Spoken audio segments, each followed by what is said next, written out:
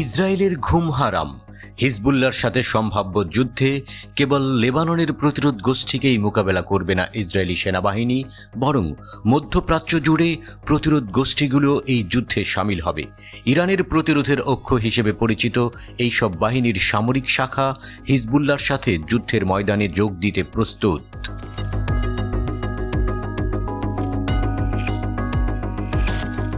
মধ্যপ্রাচ্যের গণমাধ্যমগুলো বলছে, হিজবুল্লাহকে সাহায্য করতে মুখিয়ে আছে বিভিন্ন গোষ্ঠীর প্রায় 1 লাখ যোদ্ধা, আর হিজবুল্লাহর নিজেদের 1 লাখ যোদ্ধাও পুরোদমে প্রস্তুত। তার মানে পূর্ণ যুদ্ধ শুরু হলে ইসরায়েলি সেনাবাহিনীকে 2 লাখ যোদ্ধার মোকাবেলা করতে হবে। এক হামাসি ইসরায়েলি সেনাদের জমদূত হিসেবে হাজির হয়েছে। এর মাঝেই যদি এত বড় বিশাল বাহিনী হামলা শুরু করে, তবে ইসরায়েল এবার মানচিত্র থেকেই মুছে যেতে পারে, বলছেন বিশ্লেষকরা।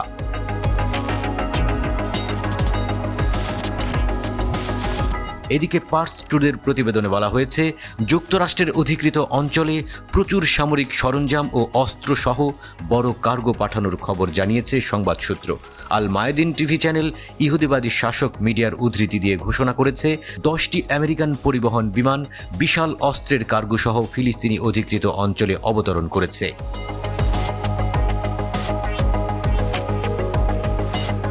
পার্স টুডে অনুসারে ইসরায়েলি টিভি চ্যানেল 12ও এই রিপোর্ট করেছে যে বাইডেন প্রশাসন অধিকৃত অঞ্চলগুলোতে একটি বার্তা পাঠিয়েছেন, যাতে তিনি পরিষ্কার করতে চান ইসরায়েলের জন্য পূর্ণ সমর্থনে তার নীতি পরিবর্তন করবেন না।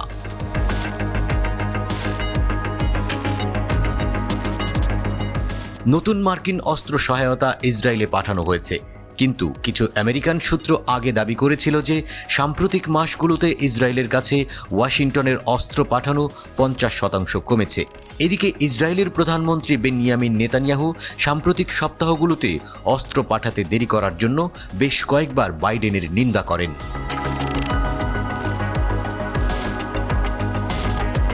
পার্স টুডের প্রতিবেদনে বলা হয়েছে, এটি ওয়াশিংটন এবং তেল আবিবের একটি কৌশল। 2 দেশের মধ্যে বিরোধ বাড়ছে, এটা মিডিয়ার তৈরি করা। বিশ্ববাসী গাজা উপত্যকায় অপরাধ ও গণহত্যায় যুক্তরাষ্ট্রকে ইসরায়েলের সঙ্গে জড়িত বলে মনে করে। গত অক্টোবরে হামাসের ভয়াবহ আক্রমণের পর ইসরায়েল হাজার হাজার সেনা নিয়ে উত্তর ও দক্ষিণ গাজায় হামলা চালায়, 37,000-এর বেশি মানুষকে হত্যা করে, জনসংখ্যার 80%কে জোরপূর্বক বাস্তুচ্যুত করা এবং উপত্যকাটিতে কমপক্ষে 70,000 টন বোমা ফেলেছে তারা।